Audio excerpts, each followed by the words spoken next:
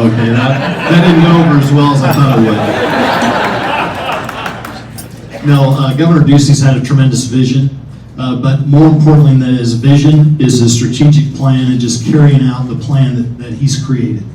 And he was here in June of 2018, and he spoke at a luncheon, and we talked to him about I-17 20 months ago and said, Governor, we've got to get something done on I-17.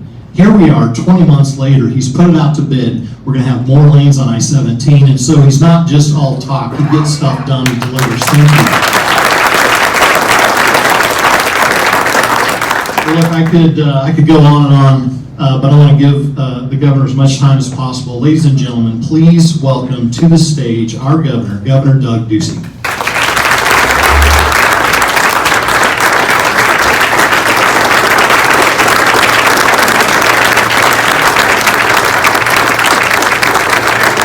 Thank you, everyone.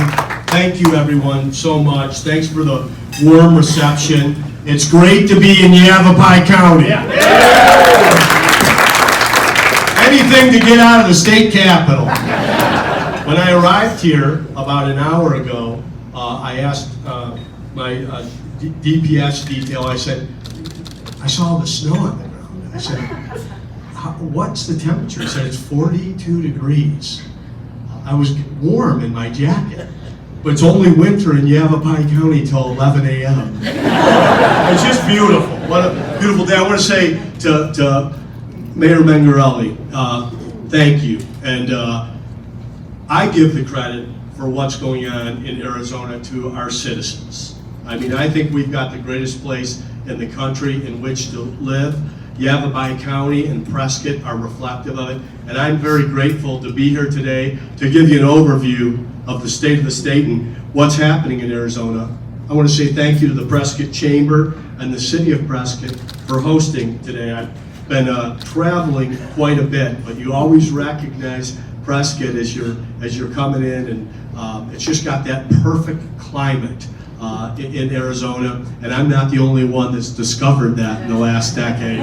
I think some of the housing prices are reflecting it. Let me begin by giving a special thanks to Senate President Karen Fann, Representative Steve Pierce, and Representative Noel Campbell.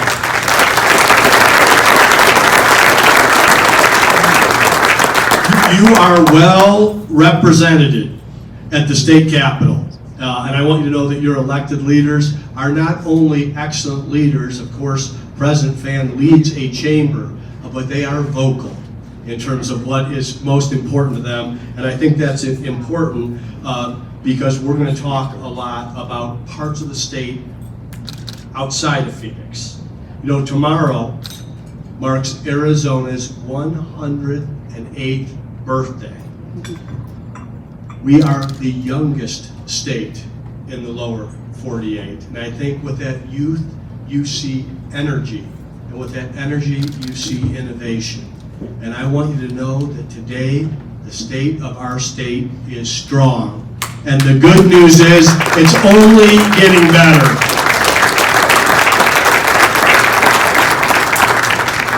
In the game of states, people vote with their feet. And Arizona is winning. Our state is home to the fastest growing city in the country, the fastest growing county in the nation. And today, Arizona is known as the #1 inbound state in America.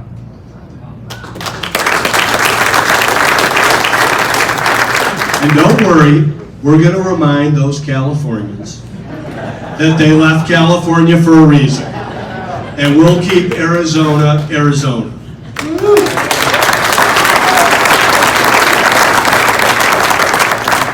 Today, our economy is booming.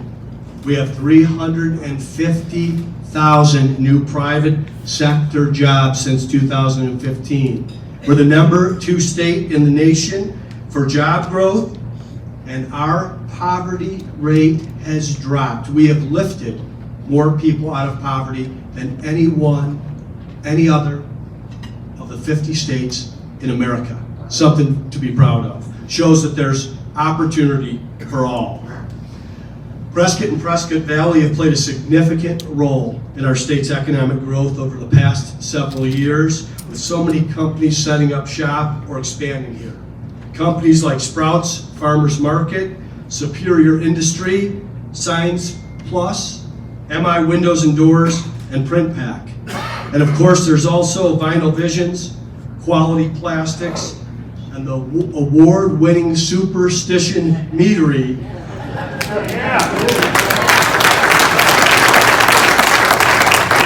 And in case you're looking for another way to quench your thirst in Prescott, Cottonwood recently welcomed Wild Tonic as well.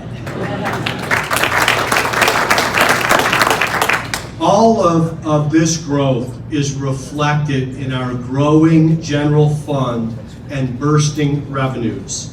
But I think you know me well enough to know that we are not going on a spending spree.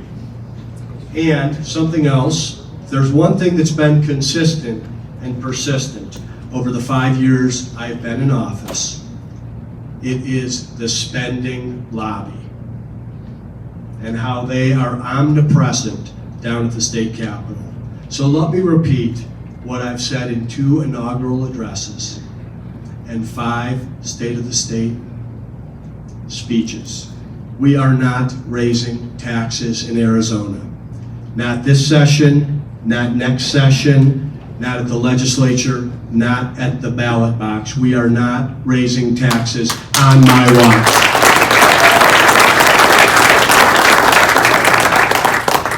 Instead, we are going to give back to the ones who have sacrificed the most. In Arizona, we are blessed to have over 600,000 veterans who call this home.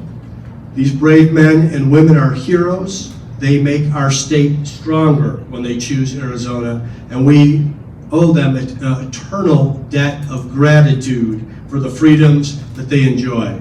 And on that note, I'd like to ask all the veterans and active military in the room if you'd please stand so we can honor you.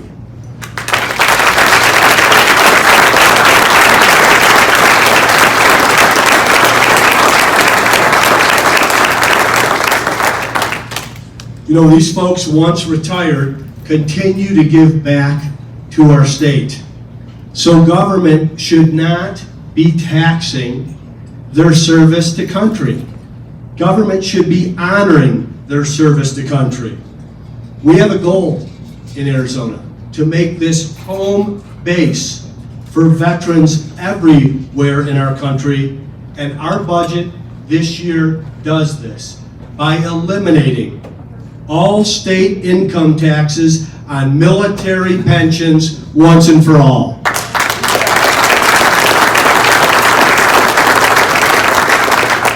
And that's not the only way we can honor these heroes. We're building on our $1 million investment in the Be Connected program.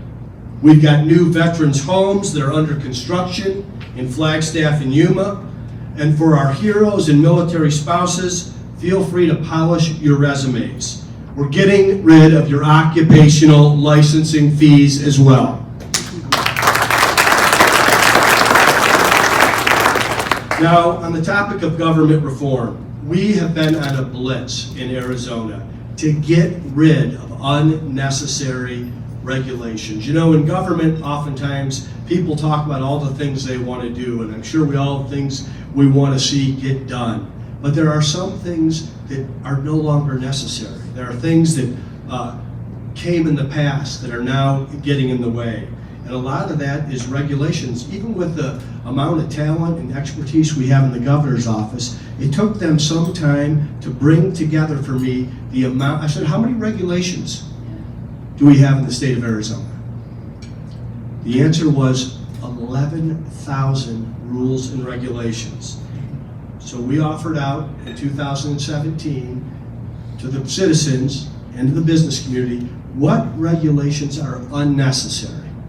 What regulations don't protect public health or public safety and possibly just stifle competition or don't allow you to enter a market. And since 2017, we've been able to eliminate, wipe off the books 2,289 regulations. That's the equivalent of a $134 million tax cut without costing the general fund one penny.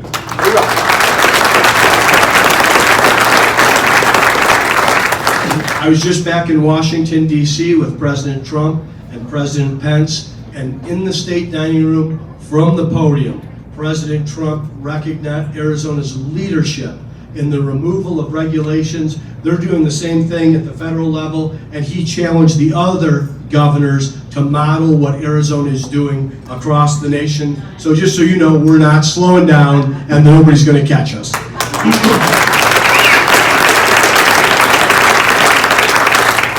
And also to start the years to practice what I preach, I rescinded 23 old, unnecessary executive orders, which resulted in the elimination of 18 boards and commissions we just don't need. And don't worry, I'm not going to go through the list. You won't miss them. I also signed an executive order with a new reform. If government deems it absolutely necessary to pass a new regulation, it must first find 3 to eliminate. This isn't the New York way or the California way. It's the Arizona way, and we're going to stick to it.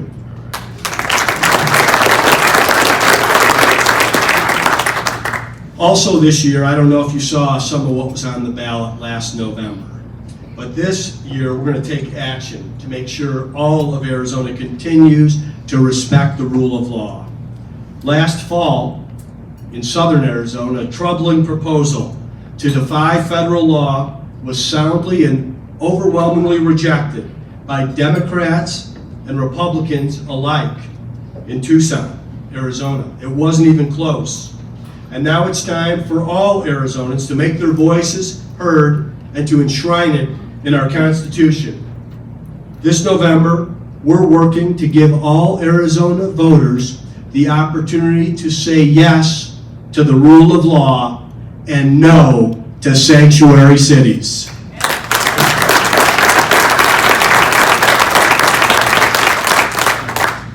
As a growing state with a bursting general fund, we are investing dollars in the things that matter and significantly building the state of Arizona. Over the next 5 years, we will invest $4.6 billion in our transportation and infrastructure, and that includes the widening of I-17.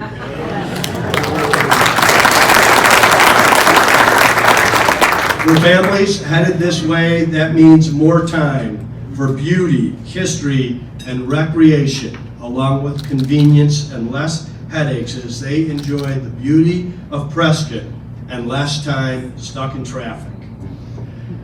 Now, I think the number one applause line at the State of the State at the Capitol might have been when I let the lawmakers know that there are 15 counties in the state of Arizona, and that there are needs outside of the great state of Maricopa. And that this year's budget would have a focus on rural Arizona, including expanding access to high-speed internet for all of our communities. So this year we're going to triple our investment in rural broadband grants to get all of Arizona logged on. We're going to invest $50 million to install new smart highway corridors, including along Interstate 17. We also want to promote the beauty of our state. So many people know Arizona as the Valley of the Sun, but there is so much more to offer outside of Greater Phoenix, and there's no better place to vacation than scenic Arizona. Last year, we dedicated $100,000 to promote rural tourism for Arizona's local wine industry. And this year, we're adding $1 million to expand rural tourism development through the Arizona Office of Tourism, because we want everyone around the world to know the special blessings and gifts that we enjoy throughout the state. We also have a plan to get vital jobs filled in our rural communities. We call it a Rural Jobs Initiative.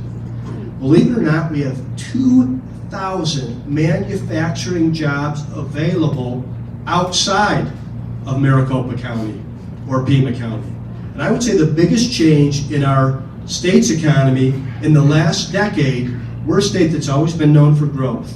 We've been known for home building and construction.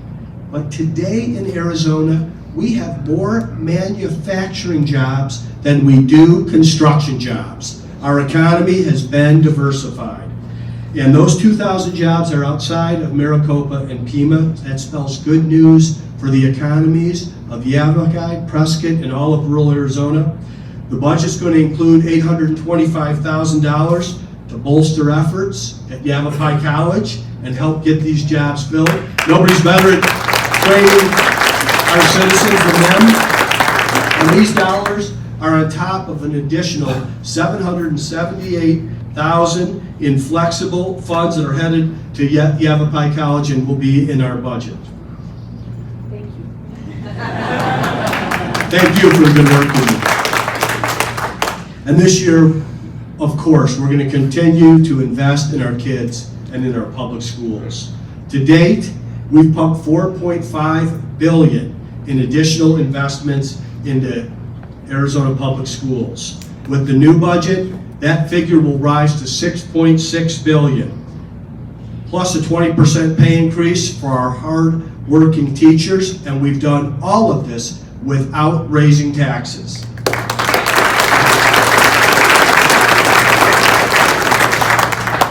And I want to say to the teachers that are in the room, or probably in the classroom right now, thank you for the good work you're doing. Not only are we investing more dollars, but you are leading the nation in terms of results. Arizona's leading in improvement in math and reading across the country.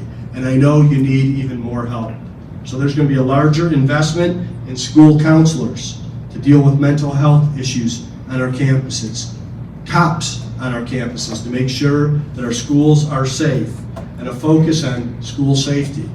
We're also going to invest and have a stronger focus on something when I was in high school we used to call SHOP.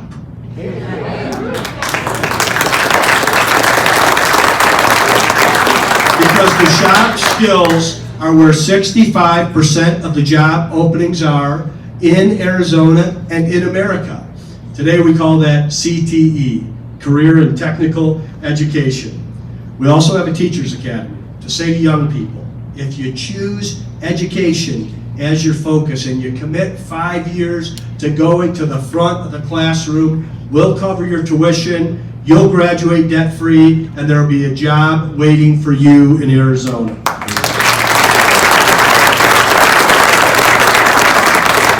And on that note, I want to say thank you to the school districts and the superintendents here in Yavapai County who have moved these dollars through the school system, got them into the teachers' pay checks, and worked with us on the Teachers Academy as well, so we can bring new blood into these classrooms as our hardworking teachers enter in at some point their well-earned and deserved retirement.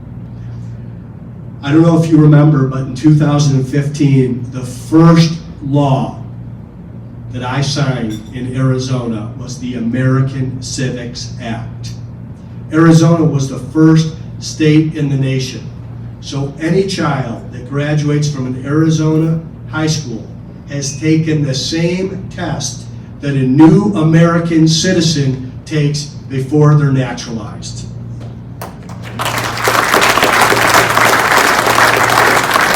You know, today only 1 in 4 Americans can name the 3 branches of government.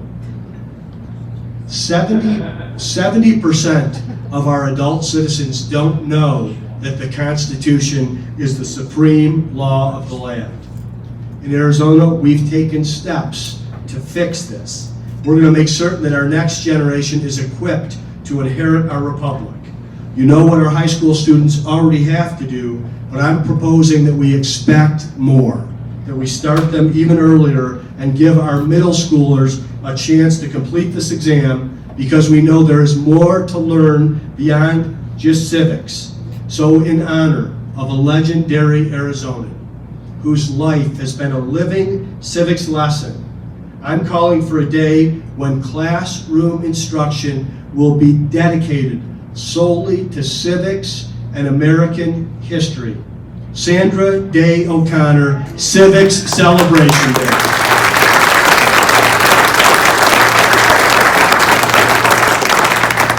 Now we know that people are fleeing bad policies in other states, and they are flocking to Arizona because we do things differently. We call it the Arizona way. It's something we want to protect, promote, and defend. Here we do believe in opportunity for all. We believe in the dignity of every individual. We believe in putting others first. Communities like Prescott and Yavapai County demonstrate that in word and deed. I'm proud to say that this community lives those values each and every day. And on that note, I want to take a moment to recognize a Prescott resident who exemplified those values to the utmost. Kayla Mueller was someone who made it a mission to serve others, and she chose to do so in the Middle East. Kidnapped by ISIS and held hostage by their leader, Abu Bakr al-Baghdadi, Kayla was tragically murdered in 2015. But today, with al-Baghdadi gone from the face of the earth, Kayla's spirit of service lives on in her mom, Marcia, and her dad, Carl. Kayla's parents are here with us today. Carl and Marcia, Arizona reveres Kayla's spirit and service. Thank you so much for your example and for being with us here today.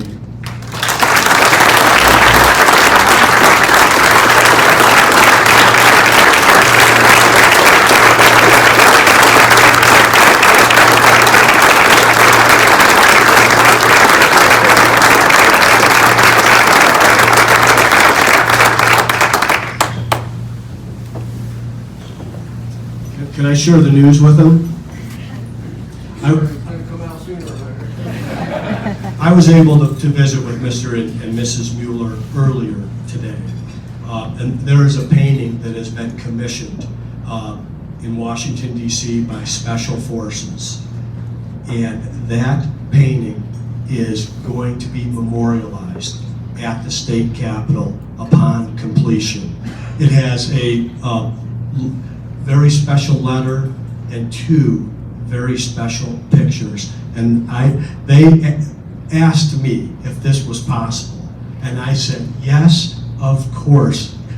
It will be memorialized anywhere in Arizona you would want it to be memorialized. It would be our privilege to put it in the state capitol. The only thing I could see happening is the President of the United States saying, no, it belongs in the rotunda of that capitol. But I think it belongs in Arizona. Thank you.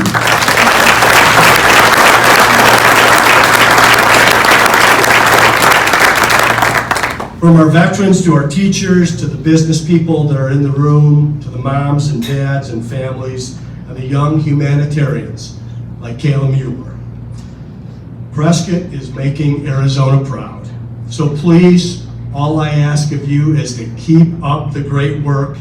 Keep doing things the Arizona way and setting the pace for this state. I look forward to any questions you have for me. Thanks for having me. God bless.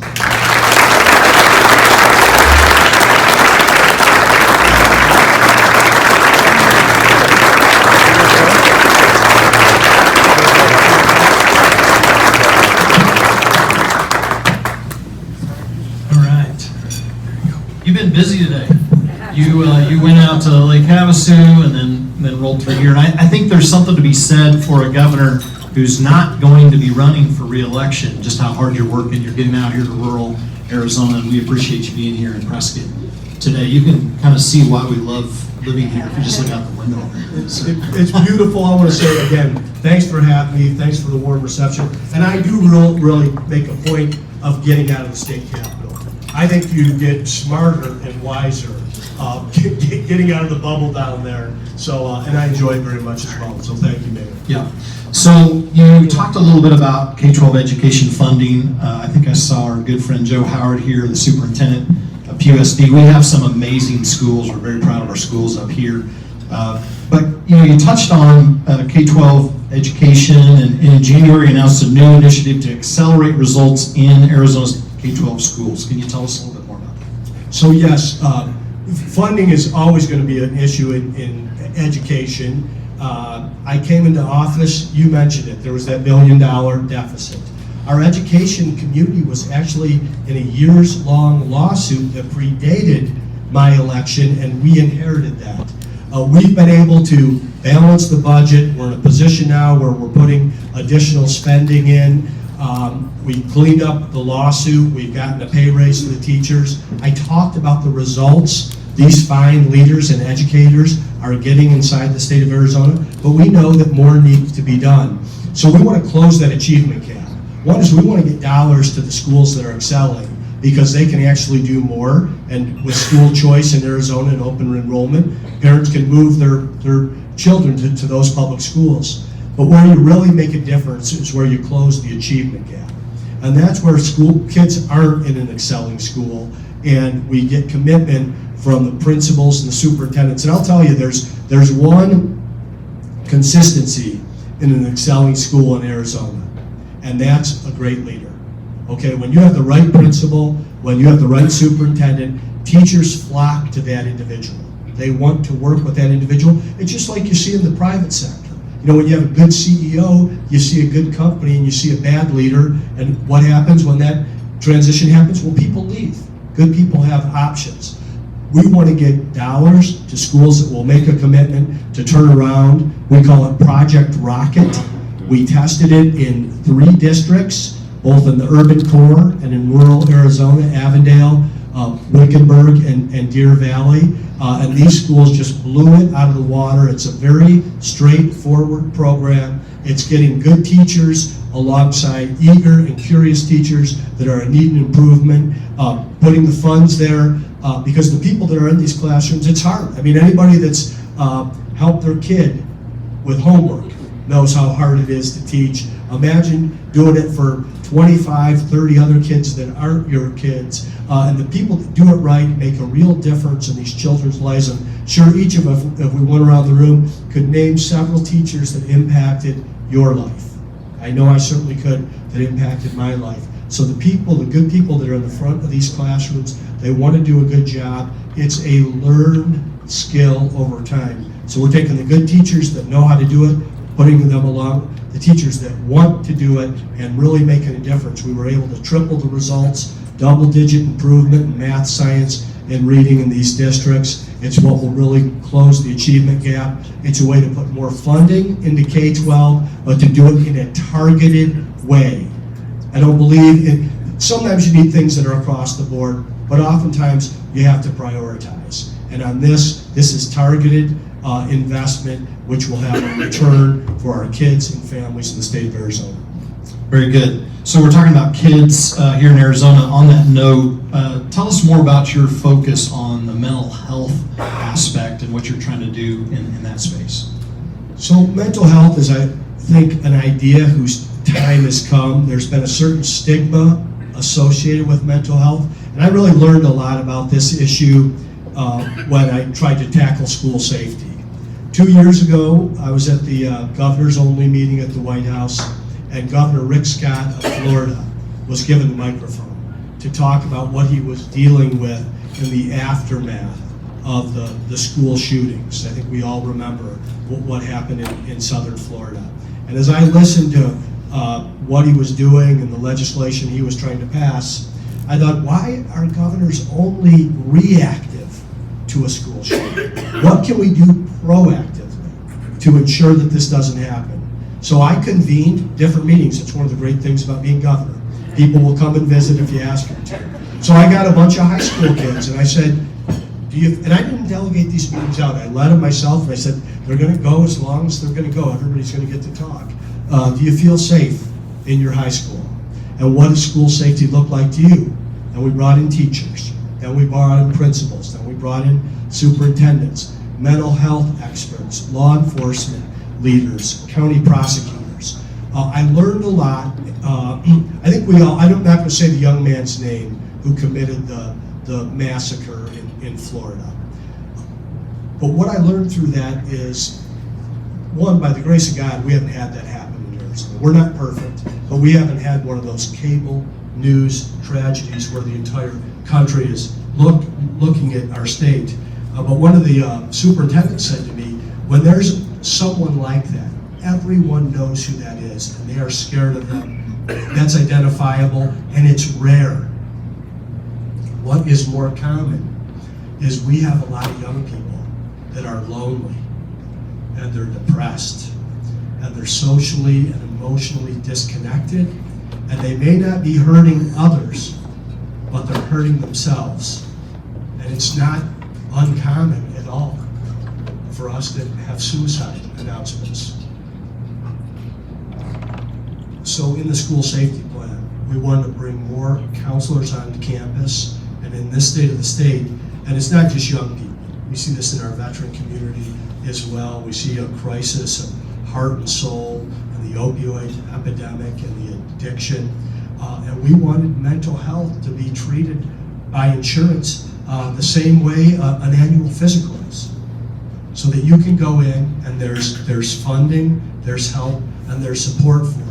And I think it's also important that we as leaders work to remove the stigma around this. If you told me that someone in your family was diagnosed with leukemia, I would put you on our prayer list and want to know how to help. I think people don't feel the same level of comfort to talk about the struggles they have around mental health, and it can be addressed. Well, thanks for tackling that. It's very, very, very important.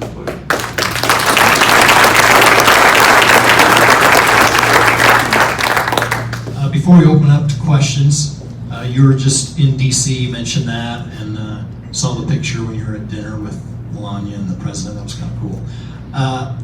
But you were there, and you were talking about the Arizona Way, and you mentioned it in your speech as well, just sharing the ideas from Arizona to these other governors. What are you hearing from other states? What's their reaction to the Arizona Way? I noticed Kansas governor, I'm from Kansas, she was worried that all of her licensed workers are going to come to Arizona. But what was the reaction from those governors? So real out-of-body experience for me, because I have very fond and fresh memories from the first visit to Washington, D.C. 5 years ago. And there's a governor's only meeting every year at the White House. And it's, of course, it's a privilege to be able to go there. I keep expecting somebody to tap me on the shoulder and say, "How did you get in here?" And there's a real learning curve when you come into the governor's office. I don't think it matters what your experience was in the private sector or in the treasurer's office. There is a learning curve. And governors are different. Governors are collegial. Governors are problem solvers. Nobody knows who Doug Ducey is outside of the state of Arizona, and I'd be surprised if anybody here knows who the governor of Montana is. So we're not, you're not going to see two governors on a split screen cable news show yelling at each other.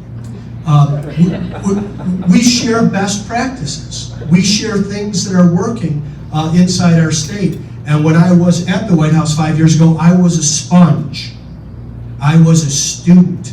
I was reaching out to these other governors and finding that they would give me everything they knew. They would share their cell phone number. They would connect their chief with my chief, and the staffs would work together.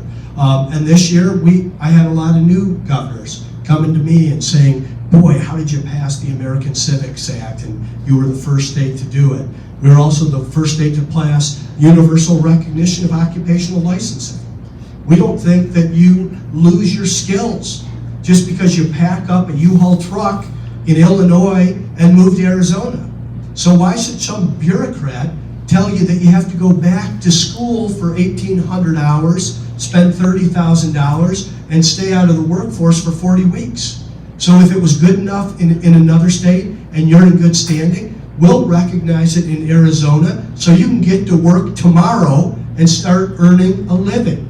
It's just common sense. That's not a Republican or a Democrat idea.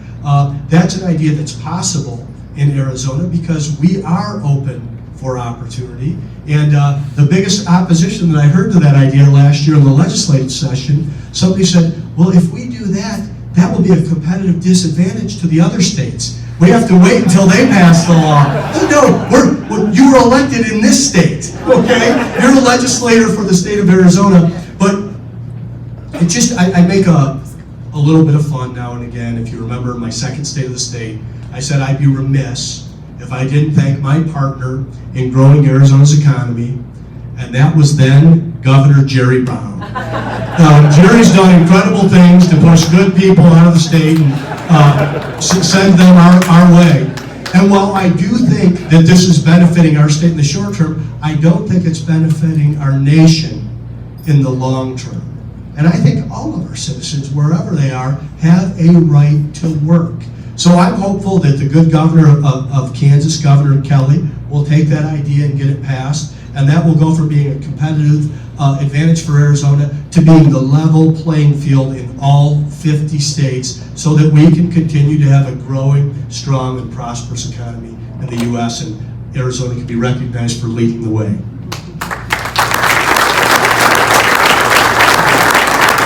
Well, I think we would all agree that we need more of that kind of cooperation and collaboration you're talking about, that, with the governors.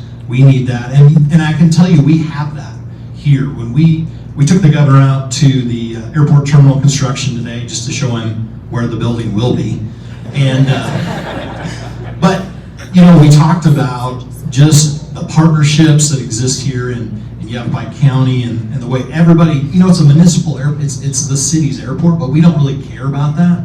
It's really about how it's going to benefit everybody. So I appreciate you sharing what's going on with all the governors. It's cool insight. We have a few minutes, I think, for questions. So Sherry has a mic out here, and she's going to run around and grab somebody.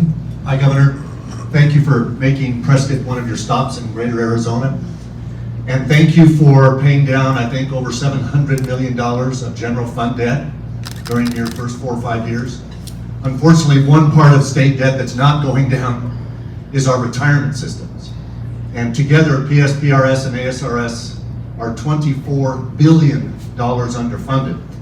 The citizens of Prescott passed a tax and are working hard for the next 7 or 8 years to pay ours down. The state of Arizona's liability or debt in those systems has grown by $2 billion over the last 3 or 4 years. So the total debt of the state has actually grown, even though we've been paying down the general fund debt. Can you talk about what you're planning to do in the next budget to help address the state's unfunded liability in our retirement systems? Sure, I appreciate the question. Now, I want to make sure that everyone understands the facts of where we are versus where we were in, say, 2009, when I made the decision to run for public office. And part of it was, I think, the only thing that grew faster than Cold Stone Creamery was the state of Arizona.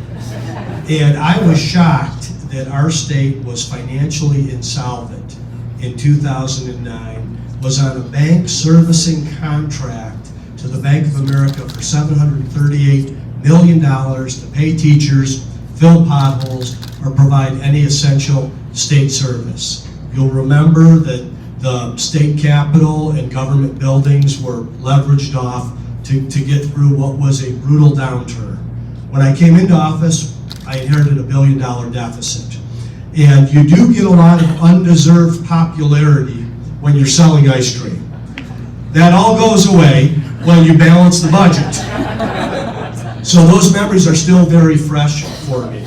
But over the course of these last 5 years, not only has the budget been balanced, $1 billion in the general fund, $1 billion balance in the rainy day fund. Our credit rating in Arizona has been upgraded twice. The only state in the nation to receive that kind of validation.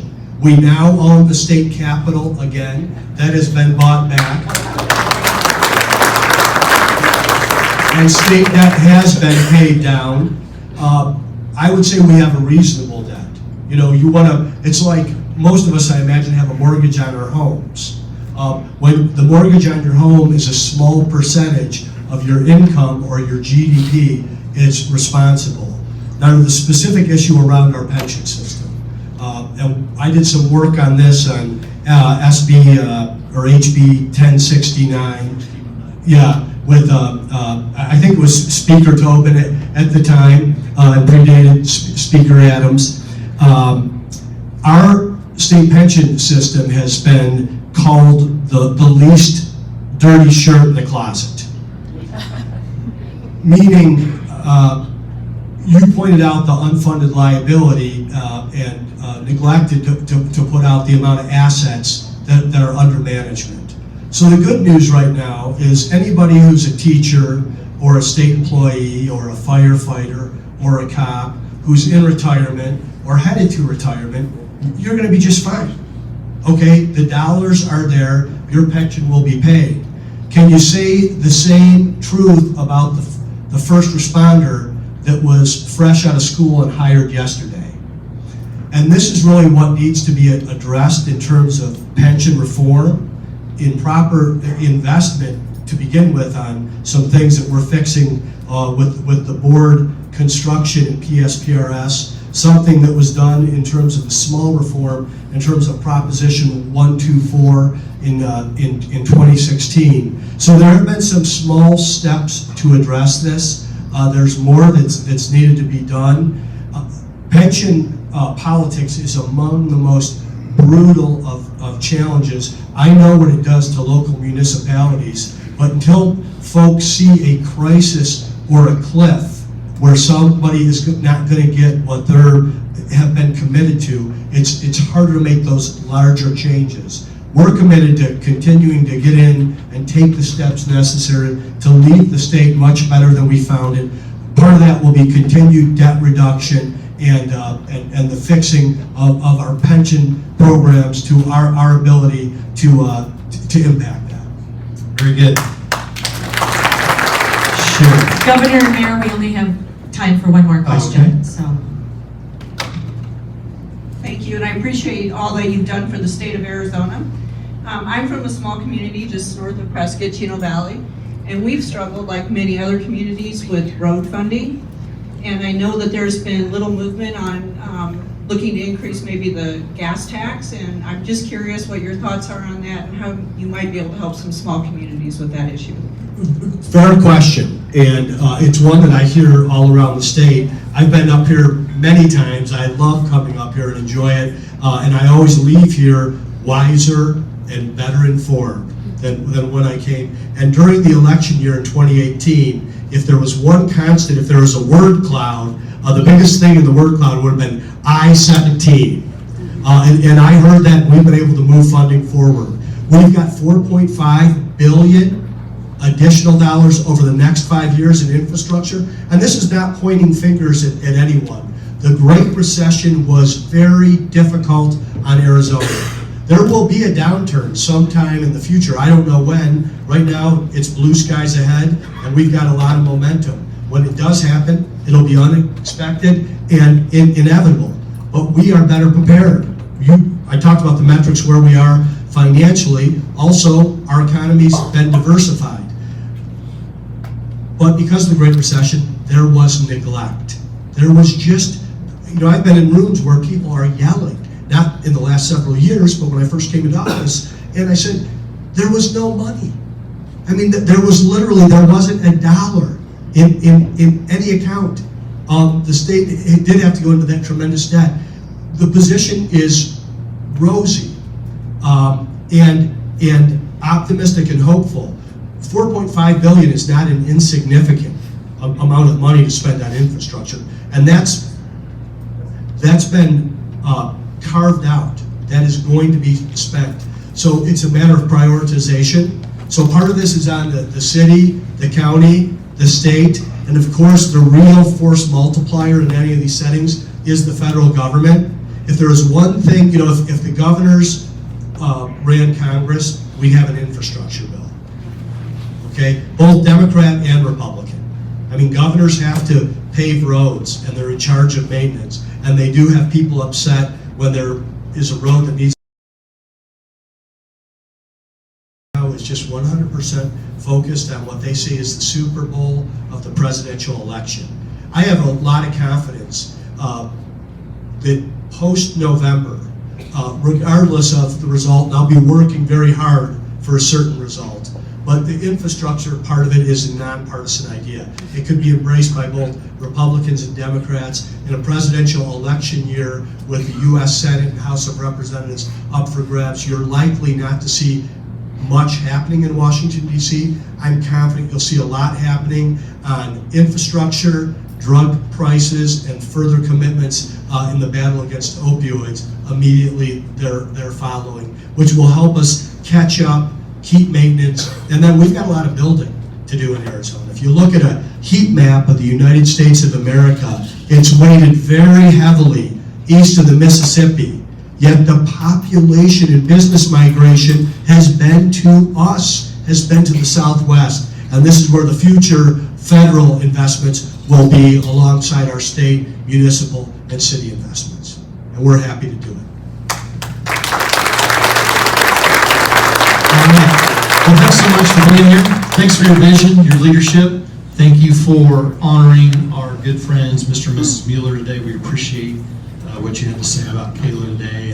And look, you're always welcome in Prescott. We love having you here. And I want to say thank you. I do love coming up here. I'm blessed. One of the greatest exports from Prescott, Andy Tobe, and I think he's done every job inside our administration. And boy, does he represent well. And I want to say also to you, Mayor, and to Billy Orr, to all the leaders that are here, both of the private sector, the medical community, the legal community. This is a model of cooperation and communication. Keep it coming. I love working with you. I wish nothing but wild success for all of you going forward, and I love that the country's looking at Arizona and trying to take our ideas and reapply them elsewhere. It's a testament to everyone in the room. Thank you.